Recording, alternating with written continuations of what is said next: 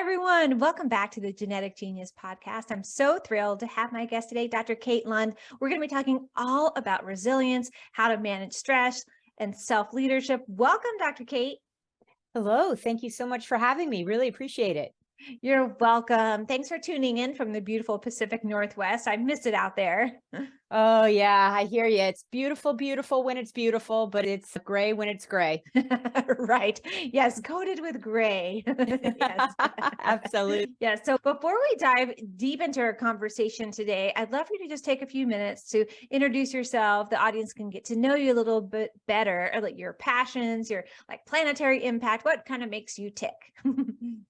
Sure, absolutely. So I'm a licensed clinical psychologist. I have been that for about 20 years. I'm a mom, I'm a wife. I love the outdoors. You can often find me in the summer on the golf course. One of my biggest passions beyond golf is dogs. Our Mm. dogs are very important to me. And I actually just trained one of them as a therapy dog. And so Nice. it's super fun. We have been going around to assisted living facilities in the Seattle area, visiting the residents. And it's just amazing how much joy that brings to both the residents as well as to me. And Wally gets a really big kick out of it too. So that's huge. Got 15-year-old twins. They keep me on my toes big Yep, time. I bet. I feel like a professional Uber driver most evenings when I'm driving from point A to point B to point C. It's all part of it. And really, yeah, lots of things keeping me on my toes these days. That's great. Yeah, it sounds like you got a lot of things on the plate. So it's perfect that you specialize in resilience and managing stress, which you're going to have lots of great tips, especially for the parents tuning in today out there, because I know we have a lot of women who are parents and have families. So this is a great podcast for you if you're tuning in. And Dr. Kate, as we dive in, I first would love for us to talk about kind of resilience and how can developing resilience really improve our ability to cope with stress and adversity? Yeah, absolutely. That's a great question. And at its core, sort of foundational level, resilience is this ability to bounce back from an obstacle, bounce back from a challenge, and move forward despite that obstacle or that challenge. And oftentimes it's easier said than done, right?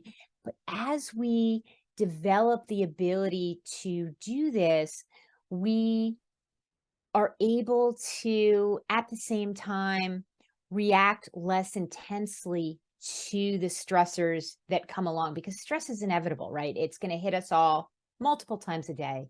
I wish there was an off button for stress, but there isn't. Practicing our ability to move through and beyond challenge over time in a way that works for us. And it's not going to look the same for everybody. So we all have our own unique context that we need to be working from within. But practicing that over time will ultimately help us to manage the stressors that we're inevitably going to face day in, day out. So important, Dr. Kate. And I think we've seen that example of resilience happen with the pandemic over the past couple of years, whether they were able to cope or not. And hopefully now they're realizing one or the other and then getting to those things that you're going to be talking about today to allow them to cope with stress. And like how you mentioned too, it's multifaceted, right? It's not, and we don't have the magic on off switch. I know if we could only develop that, but I just thought a lot about it and I don't think it's possible. So I we're think going to I have have to the learn to deal with it. Yeah. Yeah, totally. I think I have the red button, the alarm button on my desk. Weep, weep, that's the one that I have. Yeah. Yeah. I absolutely hear that. Yeah. So when we're looking at resilience, what are some of the effective techniques then for building that resilience level in not only as an individual, like especially from that female perspective, really building that resilience, but also in our community? How do we then help extend that resilience out into our own personal community, which is so important as we saw with the pandemic? Absolutely. That is so important. And a lot of these strategies and techniques and things we can do overlap from all context and then can be extended out into the community. The first thing that we really need to do from a self perspective is we need to find some way to manage our stress response. daily consistency, and that is so important. And this can look different for everybody. It's not going to look the same for me as it does for my best friend or my husband or my mom, for example. But the key is finding a way to bring down that baseline stress response to a manageable, even place. And this might look like a daily mindfulness practice. It might look like a walk outside, either with or without your dog, just time outside in nature. So much research on how calming that can be. Talking to a friend, taking a bath, doing yoga, exercise. I jump on the Peloton every morning and find that really brings my level of kind of stress down to a very modulated space. So I'm starting from that level place so that when a stressor hits me during the day, as it will, I'm not spiking to the point where I'm going to shut down. So that's Mm. the key, managing so that when the stressor hits, it's not going to shut you down. Oh, so key. Yeah, I like how you brought up that piece of modulation, right? We're always like looking at what's around us and then what's our volume of response, right? So if we can Mhm. be at that level place where we're meeting that stress response in that lower level of response, then we're not going to also have the increase of all the stress hormones on the other side of it, right?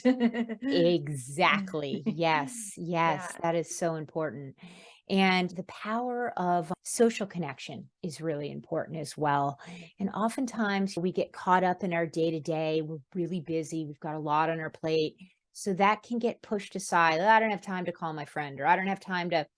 But if you are able to take a step back and make that space for that phone call or that cup of coffee or that lunch date with a friend you haven't seen in a while, the power of that social connection is very significant and can help a lot in the bigger context of how we're able to manage through the stressors that hit us. Yes, and that's so important to take that time out to when you have, I like to think of it as the stress toolbox, right? It's like you have your like toolbox of the things that are your go-tos. And you mentioned them earlier about I personally love to be outside in nature and Yes. exercise. It always makes me feel so good. And if you know what those things are, they're so easy to go to. It's yeah, call a friend or get out in nature, take a bath, or maybe you're like, okay, I need a whole day to reset. Yeah, like Yeah. everything comes out of the toolbox. Yeah, precisely. And that's this idea of staying in tune with what you need to function at your best and noticing the signs when, the stress level is getting high and the balance is starting to tip, that sort Mm, of thing. yes. And also this idea of, from an inside out perspective, really trying to focus on the things each day that are going, not just the things that you feel you should be doing better or you could be doing better or that someone else should have been doing better. No, the challenge is real and we have to contend with it. But really, at the end of each day, if we just jot down 3 to 5 things that did go well on that day, we call that our daily wins exercise. That Mm. can develop some power over time. You can go back and review, oh, wait, maybe some things are going well. And that can really help to reset our dial for how we're managing the harder things that are going on in our life. When you have that momentum of the win box, it can really be like a supportive like blanket. Yes, totally. So Yeah. I would love for you to share an example of a time when you had to rely on these resilience techniques to overcome something yourself. Because I think it's so relatable when we can have that. Like, oh yeah, look how she used it. Dr. Kate used it in her own life. So if you could share something personal, I think that would be really neat. Yeah, absolutely. And so I'll go way back in that my initial kind of passion for this idea of resilience, I think goes way back to my childhood. I grew up with a significant medical condition called hydrocephalus, which essentially is when the cerebral spinal fluid isn't circulating as it should. And it's managed with something called a shunt, which is great. Bad news is, particularly during childhood, shunts break, shunts block, have to be fixed. And that means a lot of time in and out of the hospital. So I had to learn early how to circumvent the challenge of going back to school, feeling different, looking different, and had to develop this internal locus of control and understand my own unique context early. And that's grown over time. And I was really fortunate and I had a great support system. So I think I learned the power of social connection, of developing an identity through things that I'm passionate about. And in childhood, that was tennis. So I couldn't do contact sports. So I pivoted to tennis, and it really became a mainstay of my identity and my sense of self, and allowed me to connect with a lot of friends and people who supported me in this other part of my journey that could get rocky at points. Other thing that went along with that was really, again, understanding my own unique context and really building within that, as opposed to comparing myself to other people and wanting to be something that just wasn't possible for me in that moment. Didn't mean I didn't have goals. I learned to set goals. I learned to attain, move in the direction of those goals, but it was certainly a process. So, have I used these tools and techniques moving forward? Absolutely. I can cite so many examples. And it's one of those things, being able to find a way to manage through the stressors. And as I mentioned, for me, exercise, my go to. My husband hates exercise. He would much prefer to, this probably sounds bad, but take a nap. And it can be at the ends of the continuum, right? If and when a stressor hits, I exercise, I go for a walk, I pivot. That's another thing. You have Mm, to be able, in managing stressors and in building this internal sense of resilience, to be able to think in a flexible way, to pivot and try something from another angle if it doesn't work out the first time out of the gate, that sort of thing. So that's a really long-winded way of saying I use these strategies all the time in my own life. And I also work with my boys on developing them in their lives. Easier said than done. They're adolescent boys. But one of them in particular has really gravitated towards a daily mindfulness practice. Pushed the idea away for so long, but he's in a very high pressure competitive school and really has found that it's easy for his balance to tip. And so I think the exposure that he got early to mindfulness practice, the encouragement to start one on his own, really stuck in some way. And mm, now he's building on that through his own internal locus of control, because we want these things to be coming from the inside out. We don't just want to be told by someone else, oh, you should do this to manage your stress. You right. want to integrate these techniques into your way of being and living. That was great, Dr. Kate. Lots of different pieces of nuggets in there. And thank you so Yeah. much for sharing your personal story, because I think it's also not only just you can see your resilience yourself and your own health, but it's so relatable to a lot of our listeners who are experiencing health issues of their own, and how Mhm. to break through, so to speak, that barrier, that resistance of resilience that they have, or resistance barrier of resistance to resilience. And to know that they can, the techniques for surviving, thriving are there when they're being built at the foundational level. Right, absolutely. And one other thing that was very helpful for me early on, which has evolved into the present day, is really focusing on, and this, whatever your challenge or your struggle, your illness or your injury or what have you, but focusing on the things that you can do as opposed to the things that you can't do. Of course, you Mm, have to acknowledge those things that are difficult or that aren't possible, but to really try to focus on and build from the point of what is possible and what can you do. And so for me, it was tennis, right? And that right. really helped as a launch pad for me Serve. yes, no, Good no one. pun intended. No pun Right. intended. And another piece of working from your own personal sort of context is you're competing against yourself. You want to Mm, be the best that you can be. Doesn't mean that you're going to finish first all the time in relation to everyone else. And that's okay. That is okay. I rode my bike from Seattle to Denver when the year whoa. I graduated from college, with a group called Cyclists Ending Hunger. And we were promoting the importance of proper healthcare and nutrition for kids along the Mhm. way, meeting with various community leaders and that sort of thing. But I was really excited about the biking part, and I had really built up my stamina for biking long distances in college. But within my own context. I was last every single day. Like every single day, came in last, sometimes by hours, but it didn't matter. I was just so happy to be riding. And I think that's a hard concept for some folks to grasp if they really want to be first or if they have that wired into them. I never did have that wired into me, just I think because of my experiences. But to me, resilience really is reflected in your ability to be the best that you can be within your own unique context. And that's not going to look like anybody else's context. Exactly. Yes. And I think that was a super important point you made too. It's like you can be your own worst enemy sometimes, right? Yeah. But you can also be your own best friend. Uh-huh. Yeah, So, absolutely. right. It depends on how you spend the story or how you spend your environment, your own experience.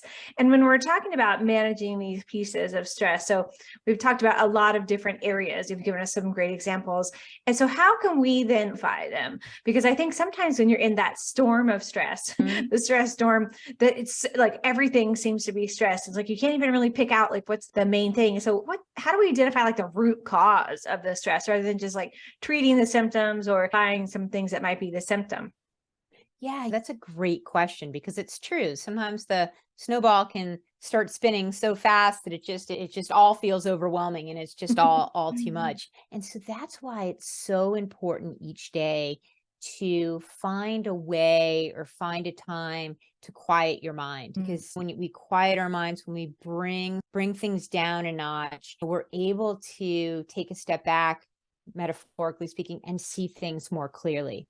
And that's when the moments of, okay, yeah, so it's the fact that I have 3 projects going on at once and there's ambiguity in all of them. And it just becomes, so it's in those quiet moments that you're able to pull apart the stressors that have all glommed together and become one giant snowball. Yes. How to melt the snowball slowly. Yes. Exactly. Melting the Yeah. snowball gets you to the core of what those stressors are. And they might be changing, they might be interchangeable at points, that kind Right. of thing. That's a really important thing, though. It's that consistency in quieting your mind in a way that works for you each day. I often have folks say to me, that stuff's stupid. It doesn't work. But it's the consistency piece that's generally missing there. And the consistency is so important to build that muscle. It helps us to gain awareness. Right. The meditation muscle. Yes, got to work out that muscle. And I recommend, it's one of my main things I talk to my patients about all the time is that mindset component.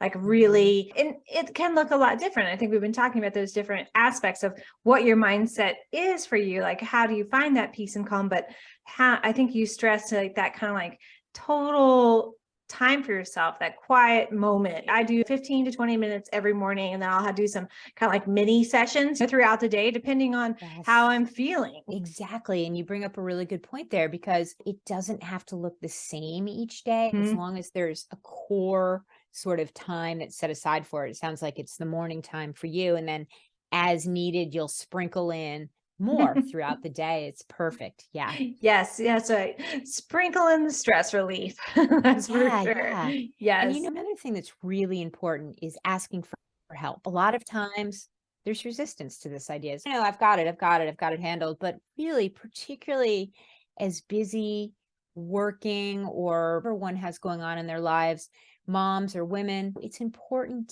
to reach out for help when things start to feel overwhelming. And that can take a lot of forms. It can be in the form of therapy or coaching, or it can be just, again, going out for lunch with a friend, asking a family member, hey, what do you think about this? I'm really struggling with this question, that kind of a thing. Asking for help is key. Yes, Dr. Kate, that's so important. And I think a lot of women, especially, have come into this era of 2023 where we want to be doing everything ourselves because like I can do it. I can do it. I don't want to ask for help because I don't want to show that I'm not strong, powerful woman. But when we Right. ask for help, then we can be strong within ourselves and nurture ourselves, have that self-care piece and show that resilience, which we're talking about, to others around us.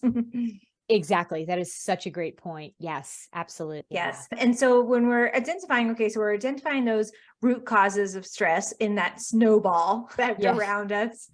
And so we're talking about mindfulness and meditation coming in and helping to manage that stress. And for someone, say someone's tuning in to the podcast today, and welcome if you're tuning into the first podcast, how can you start that meditation practice? I think that's always a piece where you mentioned yours a few minutes ago, oh, I can't do that. I've tried that.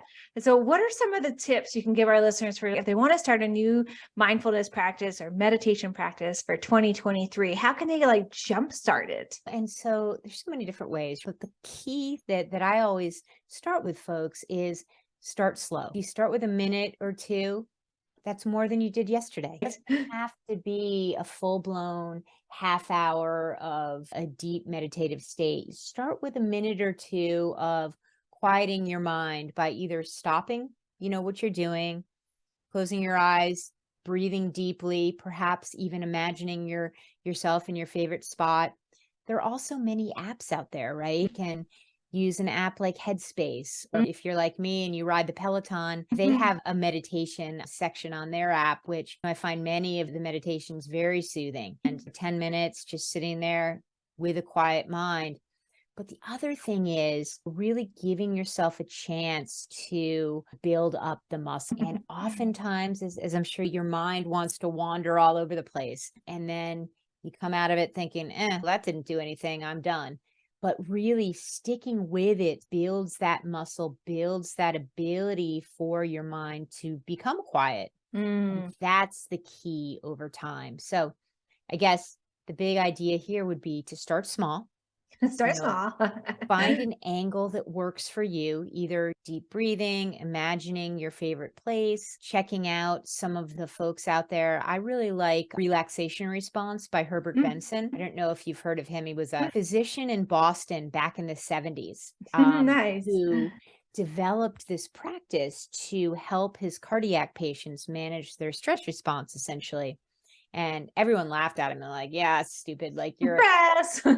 stress. What's that? Particularly with cardiac patients. Yeah. But then he stuck with it and all of the research emerged and evolved. And this practice, the relaxation response, has really become the cornerstone of the mind body medicine program at Mass General Hospital in Boston and has so many wide, far reaching applications.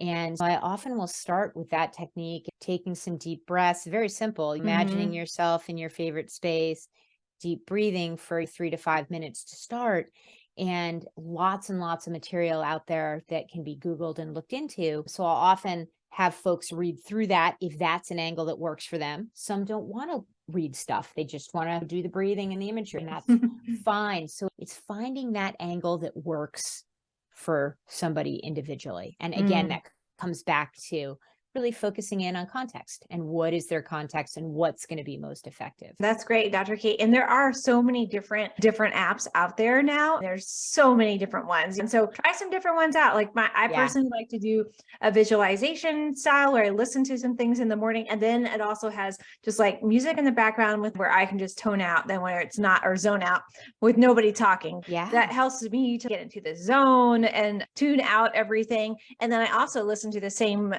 style of one repetitively. So my brain remembers when I hear that, then I'm like, oh, I'm in that space. I'm supposed to have my nervous system take a breath and relax and then reset. Exactly. I love that. And yeah, and it's really figuring out through trial and error at times what works best for you. Yes, totally. And like what you mentioned too, starting out really small because it can be super overwhelming especially if you have that kind of hamster wheel mind, ruminating thoughts, and you're trying to shut them off. And then you're like, oh, I can't even do a minute. So starting slow and then congratulating yourself. I was able to sit maybe for 2 minutes today and then slowly working up to it. Exactly. And that's the thing. It's slowly working up to it. It's building that muscle. Yes. Yeah. And keep practicing that. Just like anything, when our brain is new to something, it's not going to quite know what you're aiming towards. So, like, Exactly. okay, maybe in the beginning of that practice, you set the intention for yourself.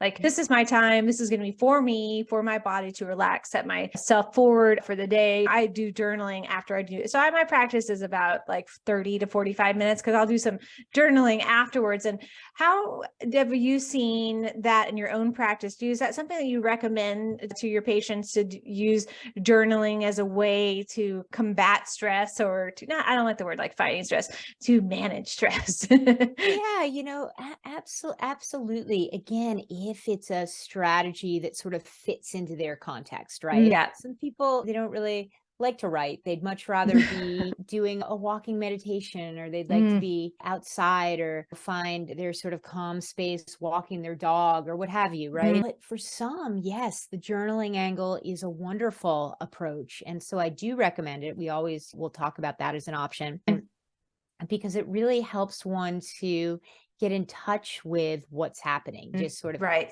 free write and synthesize their thoughts in that way. It can really help one hone in on, it's another way of honing in on those core Mm. stressors too. Right. Yeah, exactly. Like making a list, is that something that can be helpful? Making a list of the main stressors on one side of the page and I don't know, relaxation on the other side.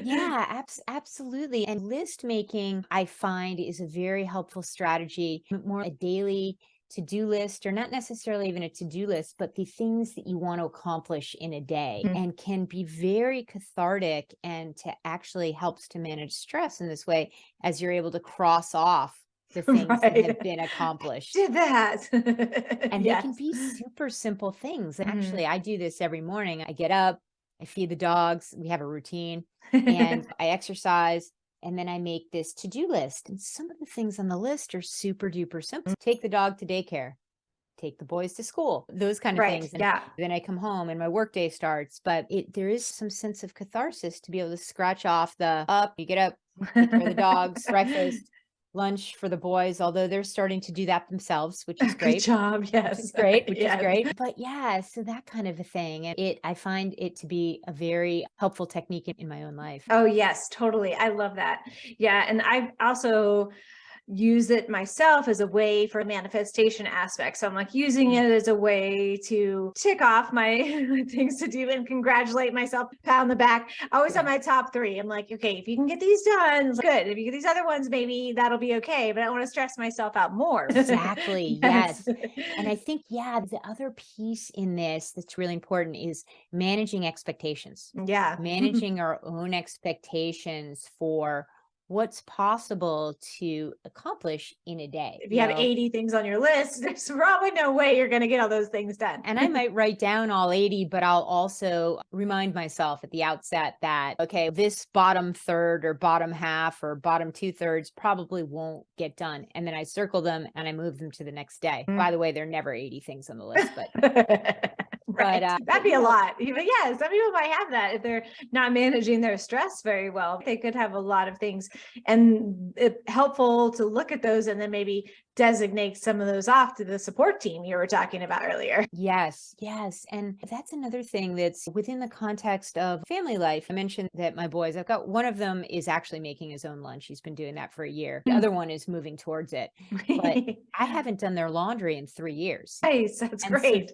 that's been super helpful. So as kids are at a certain developmental Mhm. stage, start making sure that they are taking control or responsibility for their own self-care, maintenance, those ways, doing with the dishes, taking out the trash. I mean, that starts much earlier, but all of those types of things, where can delegation happen so that the family system is working together and really So important. reinforcing that point? Yeah, totally. Because that takes a lot of stress off your plate, whether you're a family unit or a single mom or a single parent, whatever that is out there, it can look different for lots of people. And we've talked a little bit about that, creating that community of support around you, which can be so Yes, helpful. so helpful. And so that's, yeah, not being afraid to ask for help, maybe create a mom's group or a working mom's group or a group that fits with who you are at any Mm, given time, right? The mm. one size fits all, but making those connections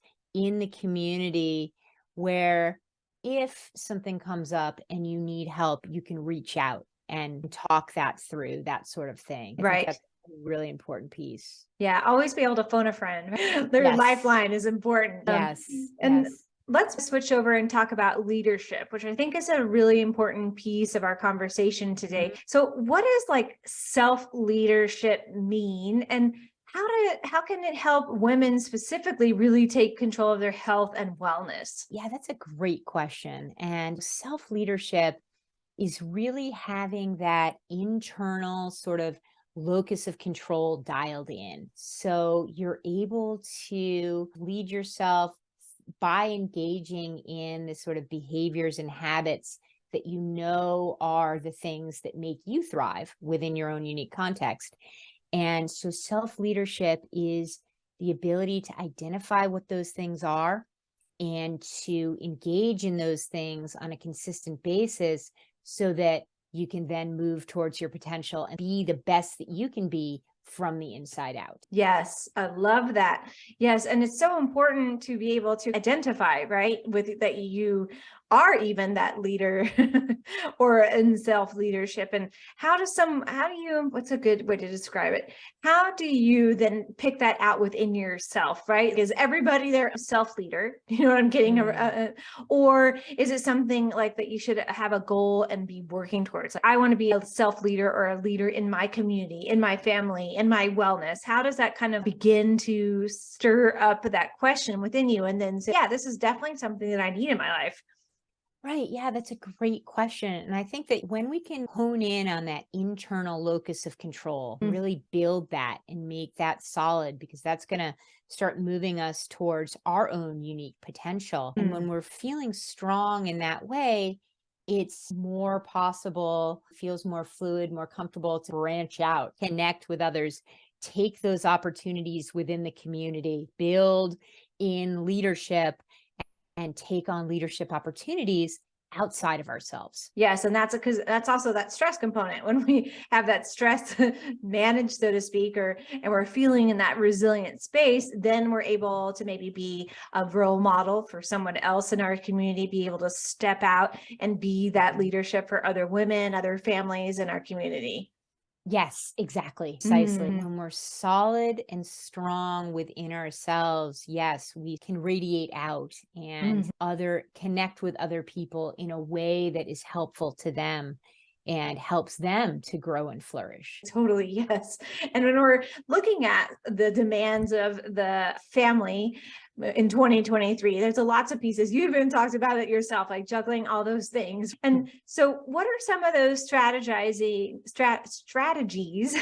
for prioritizing self-care? Because I think we talked a lot about the pieces of what self-care can look like or managing stress, but how Mhm. do we look at it from the prioritizing aspect?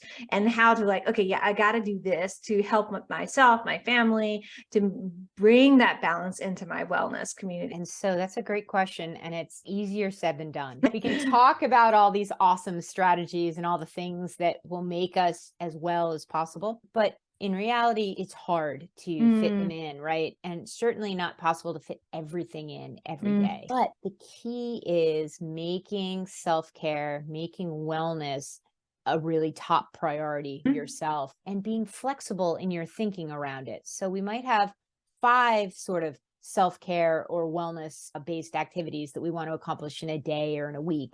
But sometimes the day or the week is just jam packed or logistically it's mm. not possible. But focusing in and developing the awareness over time to know which of those activities is the most important. Where are you going to get the most result in building your wellness, right? Whether it's exercising twice that week or taking a walk for 20 minutes every day at lunch or picking that something, but it's absolutely non negotiable in terms of you've got to do something because Mm. otherwise your mind and your body will really suffer. Exactly. I love that you just said that. Like, it's non-negotiable. That's what it's like. You got, and that's what I do with myself. I had a car accident this year in January, and Oh, I'm okay. I just had whiplash. The car was not okay, oh, but oh, the point of it is that yeah. I really realized like how important my self-care was. Like I'm always doing my self-care, but then I was like, okay, this is it. This is like the priority every day. I've got to do this. Whether I'm going to the chiropractor, I'm going to get acupuncture, I'm getting massage, I'm making Yes. my breakfast like all anti-inflammatory and like changing out the foods. I did so many different things, but I had to Yes. prioritize them within the day and the week, or it was totally overwhelming. Absolutely. Yes. And I'm so glad you're okay, by the way. Thank That's you. Yes. very scary. I'm It so was sorry. it was really scary, but I'm okay. Thank you. Oh, thank goodness. Thank goodness. But yeah, it's that idea of really easy for things to start spinning so fast that it's just, Right. I'll do that later. Really doing that later will cost you a ton of time even later. Exactly. So really honing in on the reality that your health is central. It's Right. everything, really. Priority And number one. yeah, because Yes. without that, you can't really give back to others in any meaningful kind of way. Yes, so true. Yeah, I think that's like the crux. And we're recording this on Valentine's Day, even though it's not going to be live for all of you on Valentine's Day. But I think it's such a great thing for today. The self care, that self love piece is so important when it comes to resilience, right? That resilience of ourself, that self resilience. Because Yes. without that, we're just like a flat pancake on the road of life. Yeah, exactly. And then we're not good for ourselves in those moments and then, or anybody else. And we want to Mm. be creating a foundation for ourselves to live a full and vibrant life. Right, exactly. Yes, so true. And when we're looking at that piece of creating that or nurturing that own self-care within us, how do we then create like this culture of value around women's health and well-being that really supports women in this pursuit of leadership? Because I think when we even just look at from the, I'm not going to go out politics because I don't want to do that, but when we look at the leaders in our society, right, we don't have a very female-centered leadership. Right. And so how do we create that value of from the woman can then value that center of self, that self-care, and then that value of leadership, like both of those things together in the pursuit of leadership? Yeah, it's such a great question. And I think it will probably look different for different folks. The first thing that comes to mind there is finding a core group of like-minded people that you can connect with in that way around wellness, around the pursuit of wellness. And I know that we used to live in a little town in the Northeast, and I knew a mom back there who has started this amazing business called Motivate. And Mm. it's a yoga studio, bar studio, not bar, the bar, the kind of Yes, not like the drinking kind, the no, exercise kind. no. Yes. Yeah, the exercise kind. Yes. But it's become such an amazing community of like-minded women Mm. in a pursuit of wellness and Mm. building that pursuit of wellness, that kind of a thing. And it doesn't have to be a huge group. It can be just a connection here and there, but Mhm. really trying to hone in on those types of opportunities and make connections with people who are also committed to building their wellness and then building their potential as a result. That's a great idea. Yeah, I was thinking about the meetup groups. That's a great way if you're Yeah. what kind of like thing that you're into and searching out for hiking with other people or whatever hobby you're into and searching out a group in that way can be supportive. Exactly, exactly. It's again circling back to that power of social connection. How important Exactly. that is, for all of us in the bigger picture. Yes, totally. I love that. So as we're wrapping up things today, Dr. Kate, I have one last great question for you. And then we're going to talk about some fun things about your own podcast and how people can find you and about your book and the new book to come. But let's Sure. talk about some of those things. One last question. If you had an unlimited budget, what would you do right now to make the biggest impact on the health and welfare of our planet? Wow, an unlimited budget. Yeah, unlimited resources. Yeah, okay, okay. The first thing I would do is I would find sort of volunteer-based opportunities that Mm. I could do as a full-time job that were aligned with my own passions. It would have to do something to start with animal therapy, creating a program where we're bringing the joy of animals to those who would benefit most. Mm. Most likely would start a network within children's hospitals Mhm. nationwide. So That's a great. that would be central. Mhm. And then might do something in the spin domain with biking thing, another pursuit along those lines to help people build a sense of wellness and passion. But I would start on the certified therapy dog front. That's great. Yes, that's a really needed one. And I think we have the pandemic dogs where a Yes. lot of people got animals that they're now like, I don't know what to do with them or train them. So I think actually that's like a one that's really needed right now as a way for people to understand how to work with their animals, how they can help themselves, how they can help others, how they can help the animals. And yeah, going into hospitals is so needed. It just really brings such joy to the children.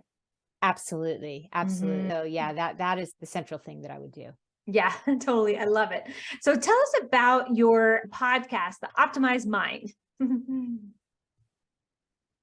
Right. Yeah. I joined a podcast network called Mission Matters back in October. Super opportunity, and started my own show called The Optimized Mind, basically looking at this question of how can we build resilience within the context of overcoming challenges we Mm. face, and really interviewing folks across domains, leaders, doctors, authors, tons of authors, personal development folks, just across domains, and really exciting project. And I'm having so much fun with it. So I would love it if folks would come over and take a look and take a listen.